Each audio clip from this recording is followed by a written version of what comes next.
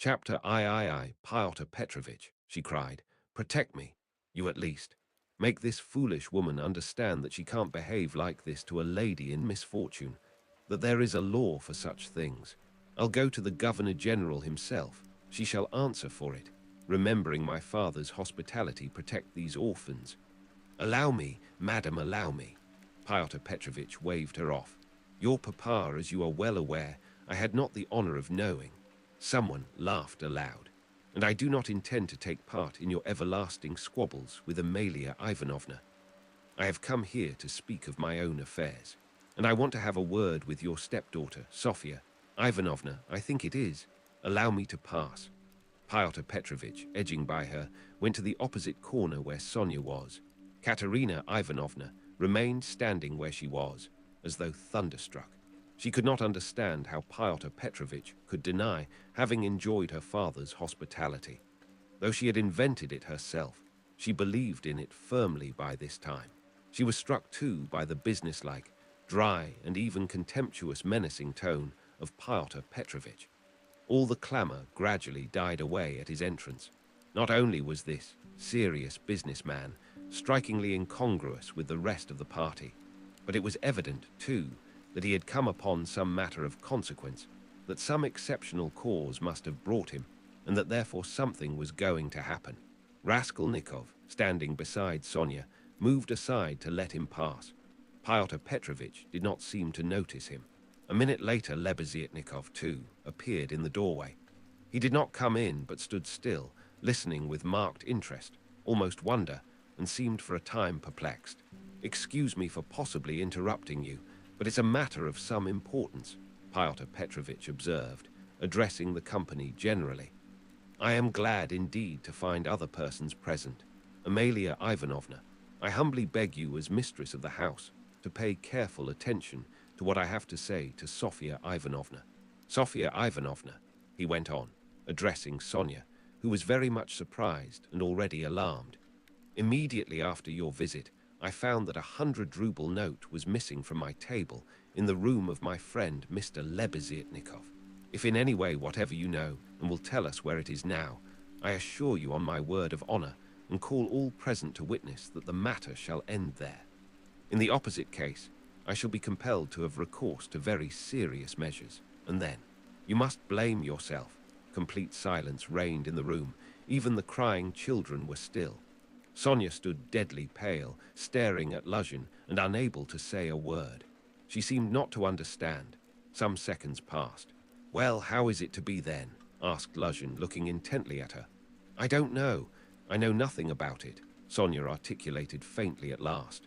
No, you know nothing, Luzhin repeated, and again he paused for some seconds. Think a moment, mademoiselle, he began severely, but still, as it were, admonishing her. Reflect. I am prepared to give you time for consideration. Kindly observe this. If I were not so entirely convinced, I should not, you may be sure, with my experience venture to accuse you so directly. Seeing that, for such direct accusation before witnesses, if false or even mistaken, I should myself in a certain sense be made responsible, I am aware of that. This morning I changed for my own purposes several 5% securities for the sum of approximately 3,000 rubles. The account is noted down in my pocketbook. On my return home, I proceeded to count the money, as Mr. Lebeziatnikov will bear witness, and after counting 2,300 rubles, I put the rest in my pocketbook in my coat pocket. About 500 rubles remained on the table, and among them 3 notes of 100 rubles each. At that moment you entered at my invitation, and all the time you were present you were exceedingly embarrassed, so that 3 times you jumped up in the middle of the conversation and tried to make off. Mr. Lebeziatnikov can bear witness to this. You yourself, mademoiselle, probably will not refuse to confirm my statement that I invited you through Mr.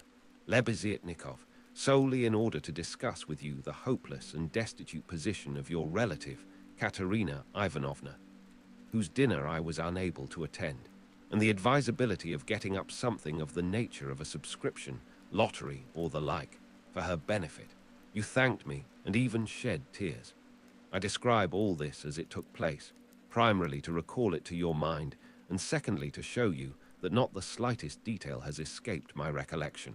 Then I took a 10-ruble note from the table and handed it to you by way of first installment on my part for the benefit of your relative.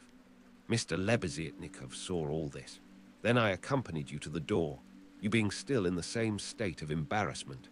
After which, being left alone with Mr. Lebeziatnikov, I talked to him for 10 minutes. Then Mr. Lebeziatnikov went out, and I returned to the table with the money lying on it, intending to count it and to put it aside, as I proposed doing before. To my surprise, 100-ruble note had disappeared. Kindly consider the position. Mr. Lebeziatnikov I cannot suspect. I'm ashamed to allude to such a supposition.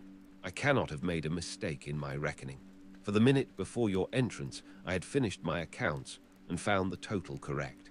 You will admit that recollecting your embarrassment, your eagerness to get away, and the fact that you kept your hands for some time on the table, and taking into consideration your social position and the habits associated with it, I was, so to say, with horror and positively against my will, compelled to entertain a suspicion, a cruel but justifiable suspicion.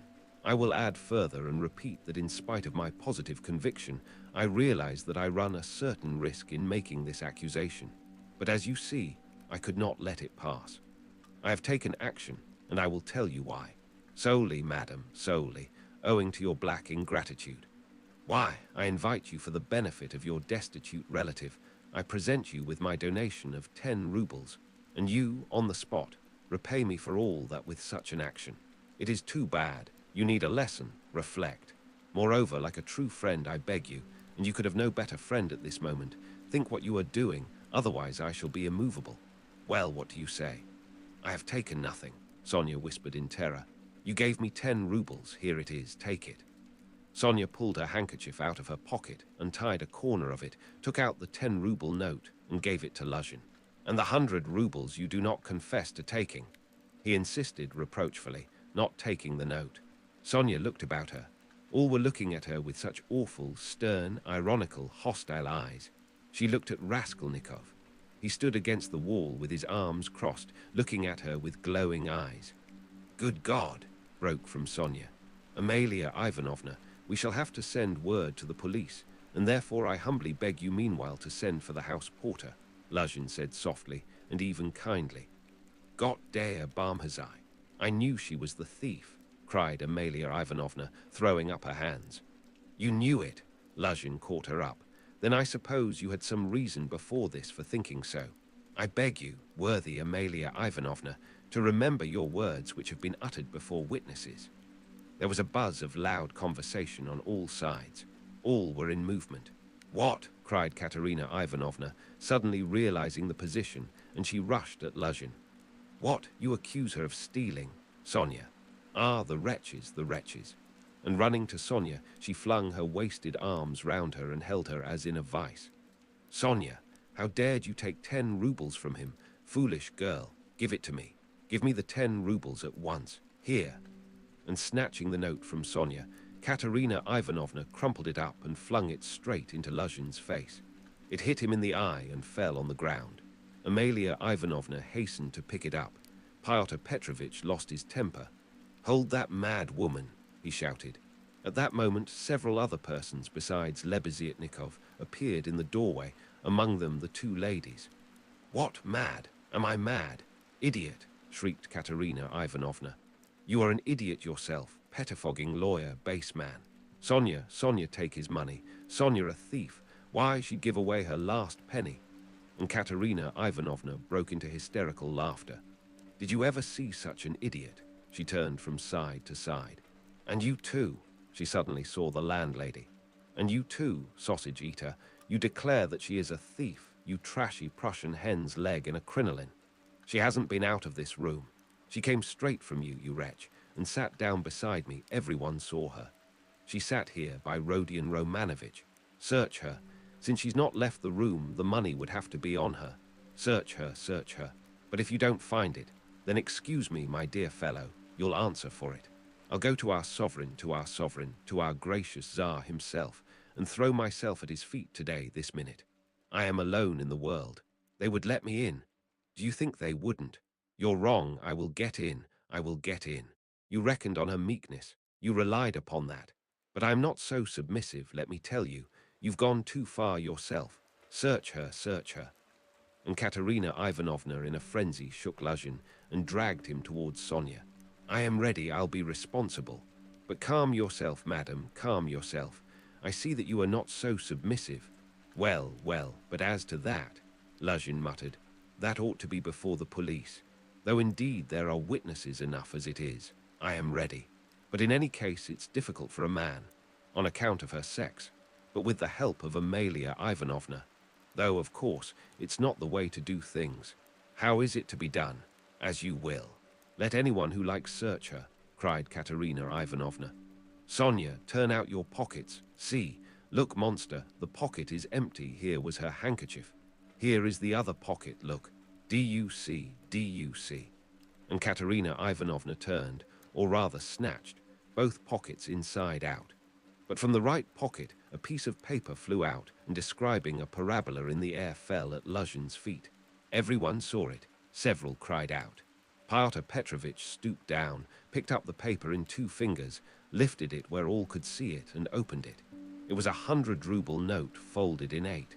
Pyotr Petrovitch held up the note, showing it to everyone. Thief! Out of my lodging! Police! Police! Yelled Amalia Ivanovna. They must to Siberia be sent. Away! Exclamations arose on all sides. Raskolnikov was silent, keeping his eyes fixed on Sonia, except for an occasional rapid glance at Luzhin. Sonia stood still, as though unconscious. She was hardly able to feel surprise. Suddenly the color rushed to her cheeks. She uttered a cry and hid her face in her hands. No, it wasn't I. I didn't take it. I know nothing about it, she cried with a heartrending wail, and she ran to Katerina Ivanovna, who clasped her tightly in her arms, as though she would shelter her from all the world. Sonia, Sonia, I don't believe it. You see, I don't believe it, she cried in the face of the obvious fact, swaying her to and fro in her arms like a baby, kissing her face continually, then snatching at her hands and kissing them too. You took it. How stupid these people are. Oh dear, you are fools, fools, she cried, addressing the whole room. You don't know what a heart she has, what a girl she is. She'd take it, she'd sell her last rag.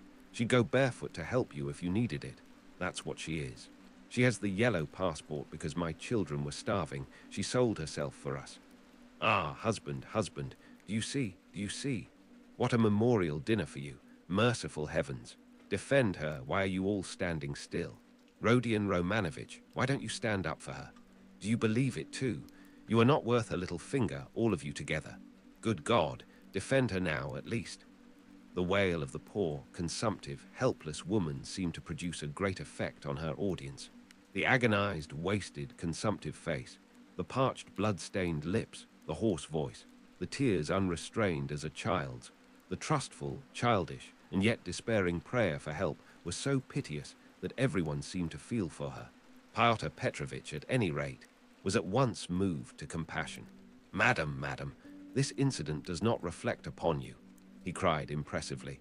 No one would take upon himself to accuse you of being an instigator or even an accomplice in it, especially as you have proved her guilt by turning out her pockets, showing that you had no previous idea of it. I am most ready to show compassion if poverty, so to speak, drove Sofya Semyonovna to it.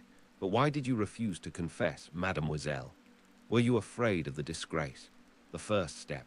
You lost your head, perhaps. One can quite understand it. But how could you have lowered yourself to such an action? Gentlemen, he addressed the whole company, gentlemen, compassionate, and so to say, commiserating these people, I am ready to overlook it even now in spite of the personal insult lavished upon me. And may this disgrace be a lesson to you for the future, he said, addressing Sonia, and I will carry the matter no further. Enough, Pyotr Petrovitch stole a glance at Raskolnikov. Their eyes met, and the fire in Raskolnikov's seemed ready to reduce him to ashes. Meanwhile, Katerina Ivanovna apparently heard nothing. She was kissing and hugging Sonia like a madwoman.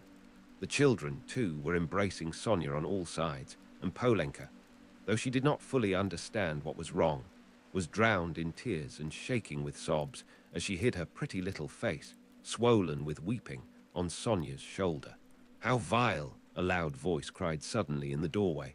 Pyotr Petrovitch looked round quickly. "What vileness?" Lebeziatnikov repeated, staring him straight in the face. Pyotr Petrovitch gave a positive start.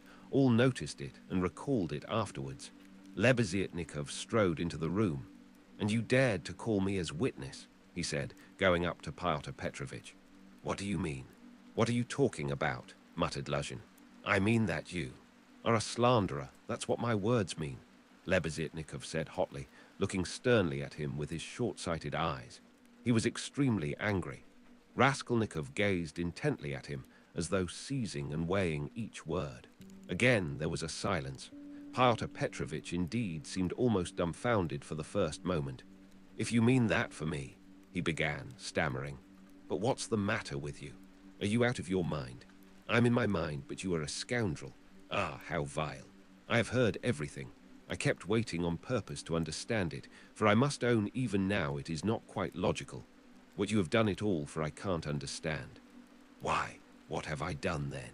"Give over talking in your nonsensical riddles. Or maybe you are drunk. You may be a drunkard, perhaps, vile man, but I am not. I never touch vodka, for it's against my convictions. Would you believe it, he himself, with his own hands gave Sofya Semyonovna that 100-ruble note. I saw it. I was a witness, I'll take my oath. He did it, he," repeated Lebeziatnikov, addressing all. "Are you crazy, milksop?" squealed Luzhin. "She is herself before you. She herself here declared just now before everyone that I gave her only 10 rubles. How could I have given it to her?" I saw it, Lebeziatnikov repeated. "And though it is against my principles, I am ready this very minute to take any oath you like before the court, for I saw how you slipped it in her pocket. Only like a fool I thought you did it out of kindness. When you were saying goodbye to her at the door, while you held her hand in one hand, with the other, the left, you slipped the note into her pocket. I saw it. Luzhin turned pale. "What lies?" he cried impudently. "Why, how could you, standing by the window, see the note? You fancied it with your short-sighted eyes. You are raving." "No, I didn't fancy it. And though I was standing some way off, I saw it all. And though it certainly would be hard to distinguish a note from the window. That's true. I knew for certain that it was a 100-ruble note, because, when you were going to give Sofya Semyonovna 10 rubles, you took up from the table a 100-ruble note. I saw it because I was standing near then, and an idea struck me at once, so that I did not forget you had it in your hand. You folded it and kept it in your hand all the time. I didn't think of it again until, when you were getting up, you changed it from your right hand to your left and nearly dropped it. I noticed it because the same idea struck me again, that you meant to do her a kindness without my seeing. You can fancy how I watched you, and I saw how you succeeded in slipping it into her pocket. I saw it, I'll take my oath." Lebeziatnikov was almost breathless. Exclamations arose on all hands, chiefly expressive of wonder, but some were menacing in tone. They all crowded round Pyotr Petrovitch. Katerina Ivanovna flew to Lebeziatnikov. "I was mistaken in you. Protect her. You are the only one to take her part. She is an orphan. God has sent you." Katerina Ivanovna, hardly knowing what she was doing, sank on her knees before him. "A pack of nonsense," yelled Luzhin, roused to fury. "It's all nonsense you've been talking. An idea struck you didn't think you noticed. What does it amount to? So I gave it to her on the sly on purpose. What for? With what object? What have I to do with this? What for? That's what I can't understand, but that what I am telling you is the fact, that's certain. So far from my being mistaken, you infamous criminal man, I remember how, on account of it, a question occurred to me at once, just when I was thanking you and pressing your hand. What made you put it secretly in her pocket? Why you did it secretly, I mean. Could it be simply to conceal it from me, knowing that my convictions are opposed to yours and that I do not approve of private benevolence, which effects no radical cure? Well, I decided that you really were ashamed of giving such a large sum before me. Perhaps, too, I thought, he wants to give her a surprise when she finds a whole 100-ruble note in her pocket. For I know some benevolent people are very fond of decking out their charitable actions in that way. Then the idea struck me, too, that you wanted to test her, to see whether, when she found it, she would come to thank you. Then, too, that you wanted to avoid thanks, and that, as the saying is, your right hand should not know. Something of that sort, in fact. I thought of so many possibilities that I put off considering it, but still thought it indelicate to show you that I knew your secret. But another idea struck me again, that Sofia Semyonovna might easily lose the money before she noticed it. That was why I decided to come in here to call her out of the room and to tell her that you put 100 rubles in her pocket. But on my way, I went first to Madame Kobylatnikov's to take them the general treatise on the positive method, and especially to recommend Pydrit's article and also Wagner's. Then I come on here, and what a state of things I find. Now could I have all these ideas and reflections if I had not seen you put the 100-ruble note in her pocket? When Lebeziatnikov finished his long-winded harangue with the logical deduction at the end, he was quite tired, and the perspiration streamed from his face. He could not, alas, even express himself correctly in Russian, though he knew no other language, so that he was quite exhausted, almost emaciated after this heroic exploit. But his speech produced a powerful effect. He had spoken with such vehemence, with such conviction that everyone obviously believed him. Pyotr Petrovitch felt that things were going badly with him. "What is it to do with me if silly ideas did occur to you?" he shouted. "That's no evidence. You may have dreamt it, that's all. And I tell you, you are lying, sir. You are lying and slandering from some spite against me, simply from pique, because I did not agree with your free-thinking, godless, social propositions." But this retort did not benefit Pyotr Petrovitch. Murmurs of disapproval were heard on all sides. "Ah, that's your line now, is it?" cried Lebeziatnikov. "That's nonsense. Call the police and I'll take my oath. There's only one thing I can't understand. What made him risk such a contemptible action? Oh, pitiful, despicable man. I can explain why he risked such an action, and if necessary, I, too, will swear to it," Raskolnikov said at last in a firm voice, and he stepped forward. He appeared to be firm and composed. Everyone felt clearly, from the very look of him, that he really knew about it and that the mystery would be solved. "Now I can explain it all to myself," said Raskolnikov, addressing Lebeziatnikov. "From the very beginning of the business, I suspected that there was some scoundrelly intrigue at the bottom of it. I began to suspect it from some special circumstances known to me only, which I will explain at once to everyone. They account for everything. Your valuable evidence has finally made everything clear to me. I beg all to listen. This gentleman," he pointed to Luzhin, "was recently engaged to be married to a young lady, my sister, Avdotia Romanovna Raskolnikov. But coming to Petersburg, he quarreled with me the day before yesterday at our first meeting, and I drove him out of my room. I have 2 witnesses to prove it. He is a very spiteful man. The day before yesterday, I did not know that he was staying here, in your room, and that consequently on the very day we quarreled, the day before yesterday, he saw me give Katerina Ivanovna some money for the funeral as a friend of the late Mr. Marmeladov. He at once wrote a note to my mother and informed her that I had given away all my money, not to Katerina Ivanovna, but to Sofia Semyonovna, and referred in a most contemptible way to the character of Sofia Semyonovna, that is, hinted at the character of my attitude to Sofia Semyonovna. All this, you understand, was with the object of dividing me from my mother and sister, by insinuating that I was squandering on unworthy objects the money which they had sent me, and which was all they had. Yesterday evening, before my mother and sister, and in his presence, I declared that I had given the money to Katerina Ivanovna for the funeral and not to Sofia Semyonovna, and that I had no acquaintance with Sofia Semyonovna, and had never seen her before, indeed. At the same time I added that he, Pyotr Petrovitch Luzhin, with all his virtues, was not worth Sofia Semyonovna's little finger, though he spoke so ill of her. To his question, would I let Sofia Semyonovna sit down beside my sister, I answered that I had already done so that day. Irritated that my mother and sister were unwilling to quarrel with me at his insinuations, he gradually began being unpardonably rude to them. A final rupture took place, and he was turned out of the house. All this happened yesterday evening. Now I beg your special attention. Consider. If he had now succeeded in proving that Sofya Semyonovna was a thief, he would have shown to my mother and sister that he was almost right in his suspicions, that he had reason to be angry at my putting my sister on a level with Sofya Semyonovna, that in attacking me, he was protecting and preserving the honor of my sister, his betrothed. In fact, he might even, through all this, have been able to estrange me from my family, and no doubt he hoped to be restored to favor with them, to say nothing of revenging himself on me personally, for he has grounds for supposing that the honor and happiness of Sofya Semyonovna are very precious to me. That was what he was working for. That's how I understand it. That's the whole reason for it, and there can be no other. It was like this, or somewhat like this, that Raskolnikov wound up his speech, which was followed very attentively, though often interrupted by exclamations from his audience. But in spite of interruptions, he spoke clearly, calmly, exactly, firmly. His decisive voice, his tone of conviction, and his stern face made a great impression on everyone. Yes, yes, that's it, Lebeziatnikov assented gleefully.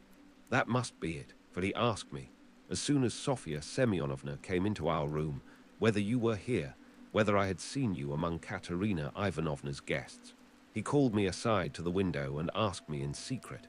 It was essential for him that you should be here. That's it, that's it.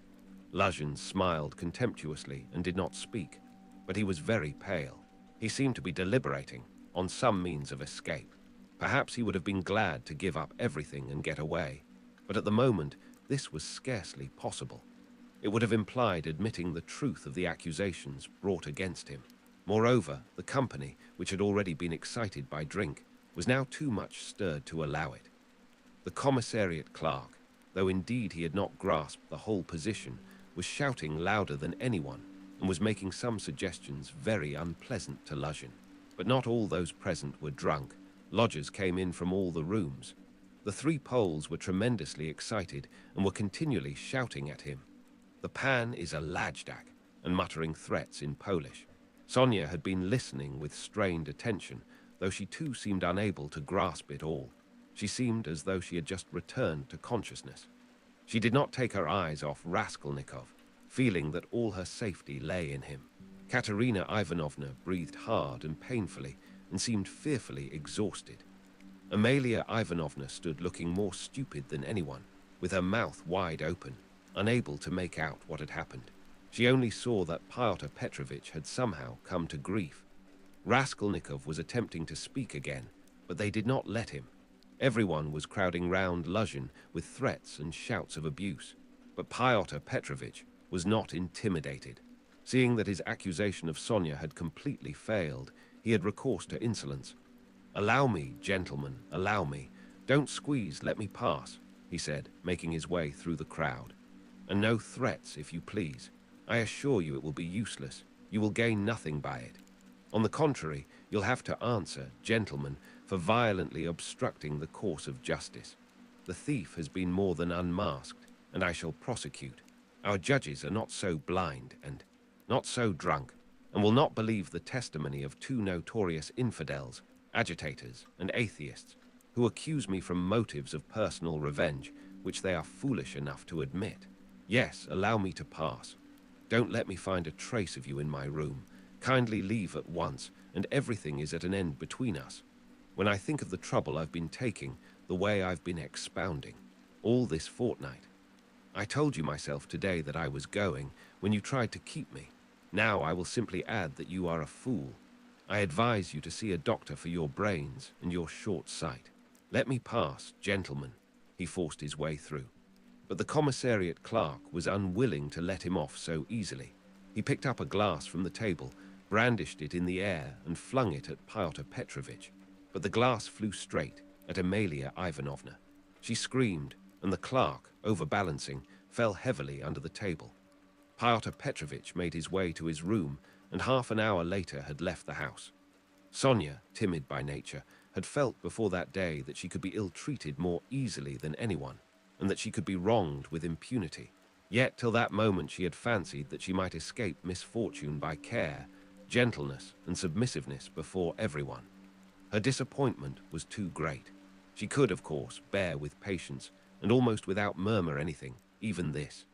But for the first minute she felt it too bitter. in spite of her triumph and her justification, when her first terror and stupefaction had passed, and she could understand it all clearly. The feeling of her helplessness and of the wrong done to her made her heart throb with anguish, and she was overcome with hysterical weeping. At last, unable to bear any more, she rushed out of the room and ran home, almost immediately after Luzhin's departure. When amidst loud laughter the glass flew at Amalia Ivanovna, it was more than the landlady could endure. With a shriek she rushed like a fury at Katerina Ivanovna, considering her to blame for everything. "Out of my lodgings, at once. Quick march." And with these words she began snatching up everything she could lay her hands on that belonged to Katerina Ivanovna and throwing it on the floor. Katerina Ivanovna, pale, almost fainting, and gasping for breath, jumped up from the bed where she had sunk in exhaustion and darted at Amalia Ivanovna. But the battle was too unequal. The landlady waved her away like a feather. "What? As though that godless calumny was not enough, this vile creature attacks me. What? On the day of my husband's funeral I am turned out of my lodging. After eating my bread and salt, she turns me into the street with my orphans. Where am I to go?" wailed the poor woman, sobbing and gasping. "Good God!" she cried with flashing eyes. "Is there no justice upon earth? Whom should you protect if not us orphans? We shall see. There is law and justice on earth, there is, I will find it. Wait a bit, godless creature. Polenka, stay with the children. I'll come back. Wait for me, if you have to wait in the street. We will see whether there is justice on earth." And throwing over her head that green shawl which Marmeladov had mentioned to Raskolnikov, Katerina Ivanovna squeezed her way through the disorderly and drunken crowd of lodgers who still filled the room, and wailing and tearful, she ran into the street, with a vague intention of going at once somewhere to find justice. Polenka, with the two little ones in her arms, crouched, terrified, on the trunk in the corner of the room, where she waited trembling for her mother to come back. Amalia Ivanovna raged about the room, shrieking, lamenting and throwing everything she came across on the floor. The lodgers talked incoherently. Some commented to the best of their ability on what had happened. Others quarreled and swore at one another, while others struck up a song. "Now it's time for me to go," thought Raskolnikov. "Well, Sofya Semyonovna, we shall see what you'll say now." And he set off in the direction of Sonia's lodgings.